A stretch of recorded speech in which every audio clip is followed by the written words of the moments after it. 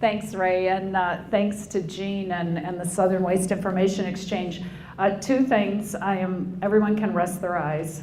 I have no PowerPoint that you have to squint and look at.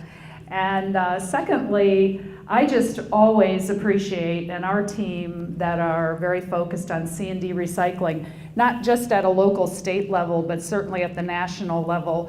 Many of you in the room I know know that I have served a number of years on our national Construction Demolition Recycling Association Board of Directors. I don't at the moment, but am still very tied into what's happening nationally, which gives us a good pulse on what's happening in the state of Florida. And we just appreciate Jean's diligence in including C&D in all of these recycling conversations. It may not be things that each of you are individually focused in on, but we all know from our knowledge of the industry that construction and demolition material is a very large percentage of our overall waste stream, and it's important to know what's going on. The good news is, you'll see, I guess my name isn't up there, I thought it was.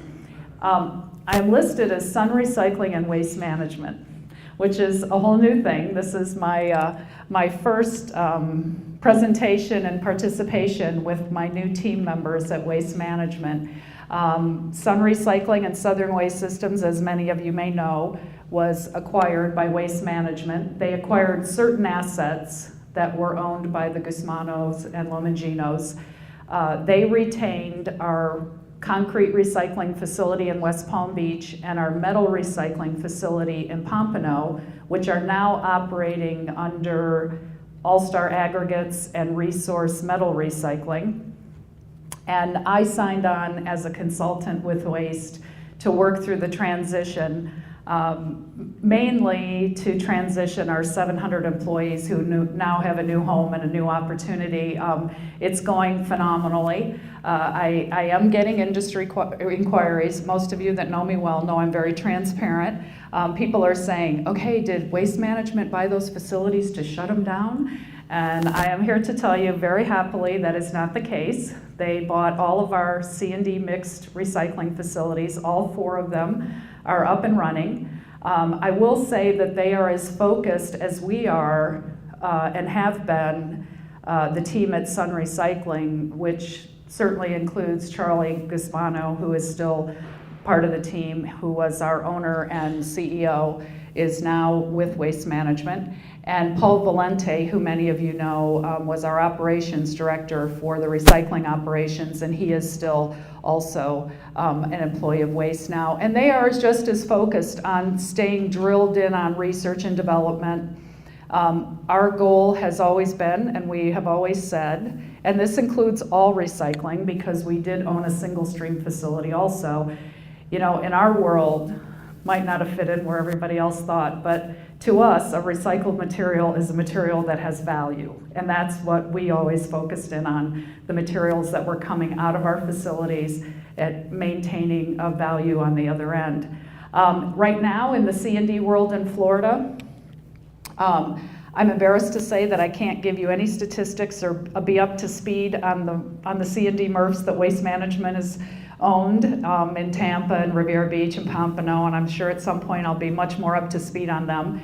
But starting up at the top of the state, Kim Williams, who owns Barpan, he's running and he's doing great. He's still recycling in those high 60 percentiles and into the 70s. He is probably the only C&D recycler, unless there's one I'm not familiar with, excuse me, in the state that is still very successful in manufacturing and coloring his own mulch. It's a little more seasonal in Tallahassee because of the weather up there. Mulch isn't probably as seasonal in South Florida, but Kim is still very strong in that arena. He's also a single stream recycler, and he's having some of the same issues everyone is having.